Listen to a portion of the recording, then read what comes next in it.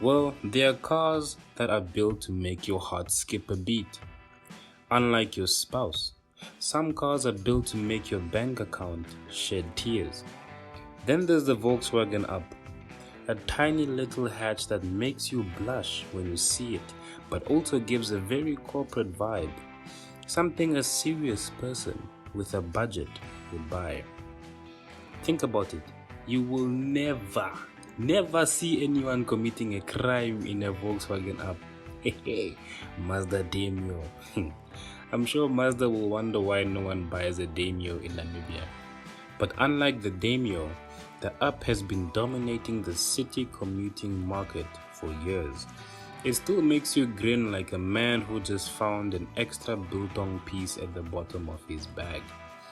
This is LS Performance, and today we're taking a deep dive into the Volkswagen Up. To understand this car, you have to rewind a bit. Back in 2007, Volkswagen dropped a concept car at the Frankfurt Motor Show, and I remember my uncles watching this when I was a kid. A car designed to improve city commuting. You know, the funny thing is that the concept is nothing near to the production model. It had a rear engine layout, like a weird tribute to the old Beetle, or so I thought, and a cabin that looks like your gogo's deep freezer in the village. The idea was simple. I'm sure Volkswagen asked themselves, what if we made a car for cities? Not big cars, not muscular SUVs that women like for some reason, not even a hybrid. They wanted a car that could thread through narrow streets like the millipede in your bedroom. After a few years of deliberation, engineering tweaks, and probably a few heated design meetings about where exactly the cup holders should go, Volkswagen unveiled the production version at the 2011 Frankfurt Motor Show. This was not a concept, this was the real thing. Very different, but real. Front engine, front wheel drive, a platform called New Small Family architecture. Basically, VW's way of saying we are serious about tiny cars now. Now we are serious. It launched in December 2011 from Volkswagen's plant and immediately turned heads. Not because it was flashy, but because it was smart. Cheap, city-friendly, and unapologetically compact. The Up was the car that said, I am the machine you cannot take to the farm, but I can get you to work and the nearest hungry lion. Before we get into the exterior, I'd like to mention that this car is my best friend's recent purchase. And to be honest, I never paid attention to the Volkswagen Up until he bought one. Big ups to him for letting me review it. The first thing that came to mind when I saw this car is that, if I showed my parents this car, telling them that I bought it, they would think I have no money and they would think they have failed as parents. But also, the word nippy came to my mind. You know that feeling when you see a squirrel jump on the road at the last minute and it scares you? That's the vibe this car gives off, like it knows exactly what it's doing. Let's be honest, it looks adorable, but very reserved and unnoticeable. This is the perfect getaway car. Trust me, go rob a bank and when the cops stop you, just make sure you have a coffee, nyan. They won't question you, trust me. That's why the owner of this car named it, wait for it, the Volkswagen Ghost. Ha! Such a tough name. Yeah, I helped him by the way with that name. Yeah, the car has small wheels, short overhangs and a front end that's got more personality than your partner. The white color on the Up is the best color in my opinion. I've seen red, blue, green Volkswagen Ups and no. The white color makes every line pop basically. The front bumper is minimalistic, which I love, with these tiny little fangs at the corners.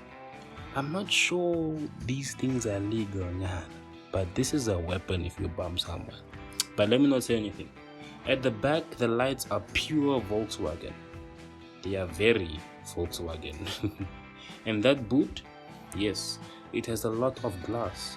You look at it and think, wow, someone actually trusts me with visibility. This is a city car in literally every detail. You know when someone parks terribly in their parking spot and they're basically taking up 2 parking bays. Hey, the app will fit. I'm telling you, it's gonna fit there. You swing open the door and step into functional minimalism. The interior says to you that, we could have added a lot of luxury, we could have added a lot of technology, but we chose not to because you gotta get to work. And the steering wheel? The steering wheel. It is flat bottomed. I love that it is wrapped in leather, making it very, very grippy. Unlike your partner, it's one of those things Volkswagen basically gets right, you know?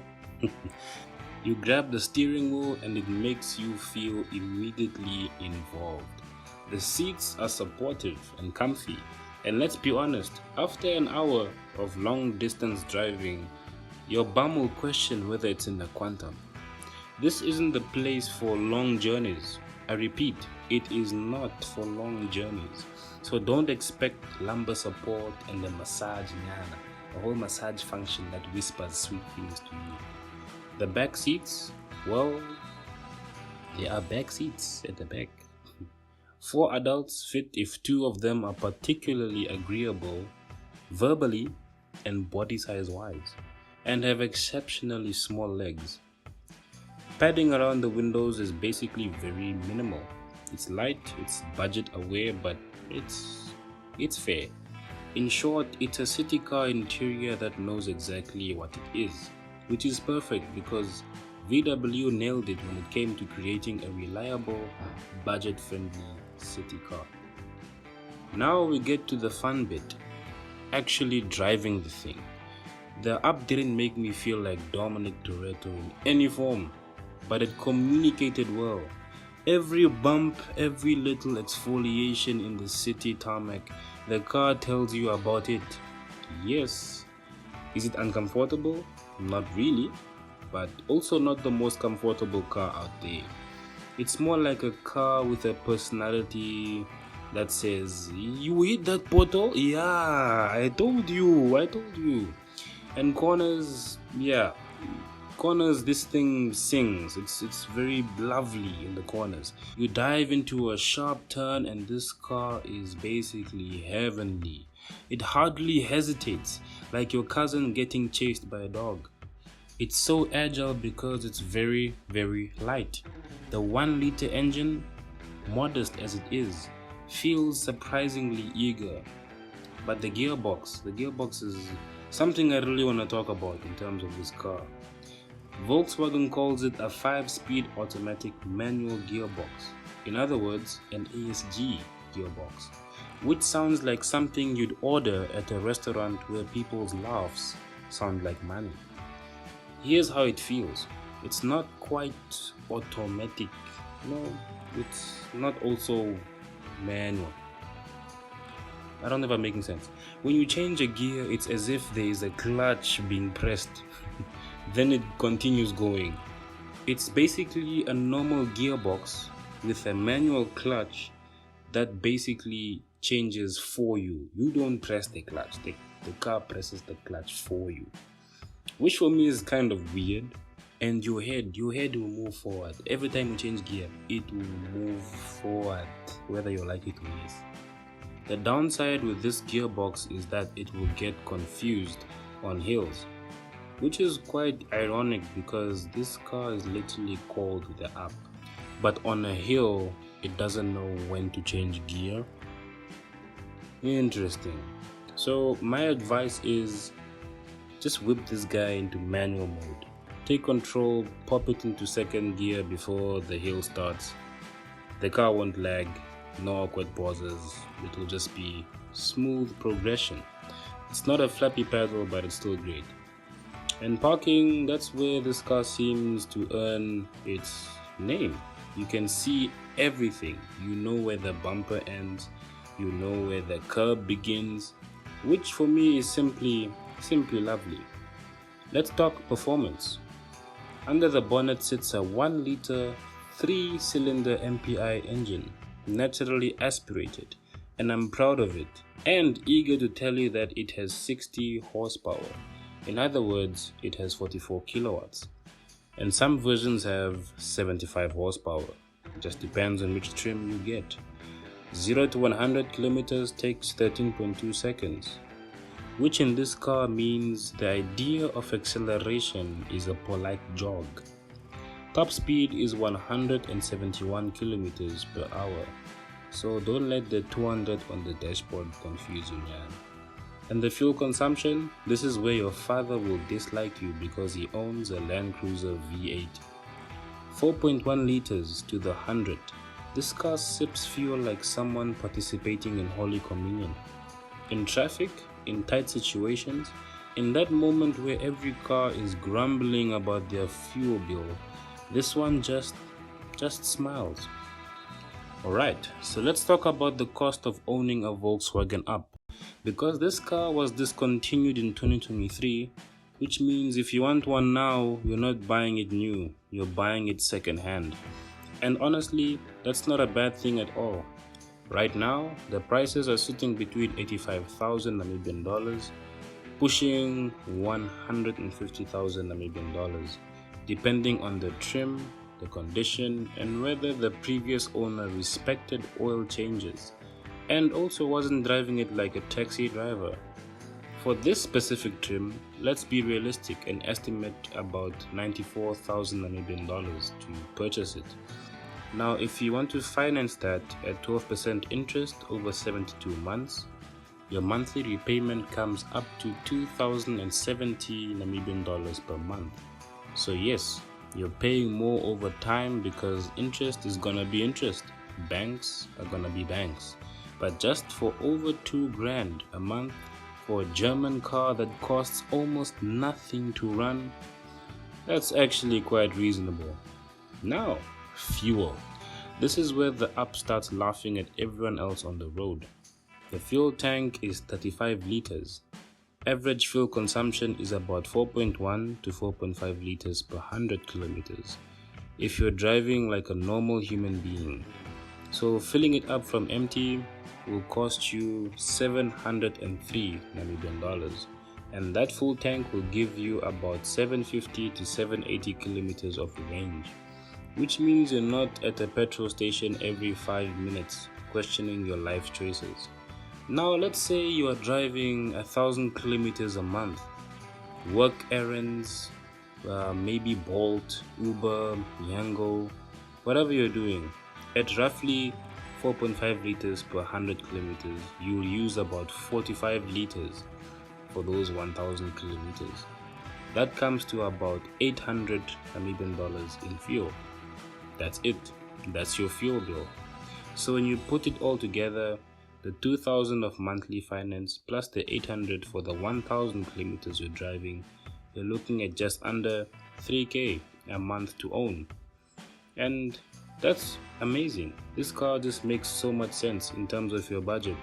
If people don't see the greatness in this car in terms of city commuting, I will never understand. So yes, what are the key takeaways of the VW Up? There are pros, of course, and mine are: the car is very nimble and engaging. Around town, it is brilliant in terms of fuel economy. Easy as anything to park, cheap to run and simple to maintain. And of course, I have cons. It's not recommended for long distance. You can drive it far, nyana, but if you have an SUV or a bakkie, go for that rather. The ASG gearbox can be very annoying if you don't have patience. And trust me, I'm one of those people. And the total seats in the car are only 4. So if you have a big family, man, I don't think this car is for you. But what we're learning from this car is that your broke uncle that thinks you'll drive a Mercedes-Benz one day will basically hate the fact that you own a Volkswagen Up. But I think you'll be fine with knowing that this car is the best budget-friendly, fuel-efficient, and purpose-driven city car on the road. And would I buy one? Absolutely. If my life was all about urban cruising, dodging traffic, nyana, driving Yango, Uber, saving a lot of money in terms of, fuel costs, maintenance costs. Yes, I'll be smiling every day. And I'm okay with that. We have come to the end of this review. What a car and what an experience. Such a bummer it's discontinued, but my best friend here, he scored with this purchase. The VW Ghost. VW should make a car with this name because we know nice things. This is LS Performance, and if you've made it this far, please like, subscribe, and share, and stay tuned for the next one.